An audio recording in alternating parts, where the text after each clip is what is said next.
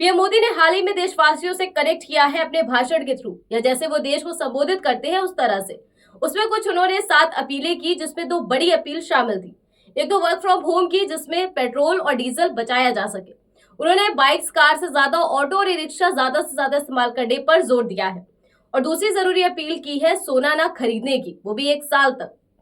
चाहे घर में शादी हो या कोई जरूरी फंक्शन हो या पूजा पाठ ही क्यों ना हो, हमें सोना नहीं खरीदना है। हालांकि हम मिडिल क्लास वाले तो वैसे ही सोना नहीं खरीदते, यहाँ तक कि शादी ब्याह में भी बहुत सोचना पड़ता है। दाम ही इतने महंगे हैं, क्या करें। पीएम मोदी की अपील खाने पीने की चीजें भी कंट्रोल करने जैसी बातें भी थी, जिसमें तेल की बचत करने का सुझाव दिया पीएम मोदी ने। लेकिन क्यों? क्योंकि देश का 90% क्रूड ऑयल बाहर से आता है, और सोना भी, जिसके लिए लगते हैं फॉरेन रिजर्व। और इस वक्त इंडिया को इस फॉरेन रिजर्व की बहुत ज्यादा जरूरत है। और ये कोई रैंडम स्पीच नहीं थी। जब जब प्रधानमंत्री मोदी ने कोई बड़ी एडवाइजरी दी है या अपील की है, तब तब देश पर कोई ना कोई बड़ी प्रॉब्लम जरूर आई है। और ऐसा हो क्यों रहा है? क्योंकि वेस्ट एशिया में ईरान अमेरिका की जंग का असर अब भारत पर भी पड़ने लगा है, और उसकी इकोनॉमी को अस्त व्यस्त कर रहा है। इसीलिए हालात अब ज्यादा बिगड़ जाए, उससे पहले ही पीएम मोदी ने जनता से अपील की है।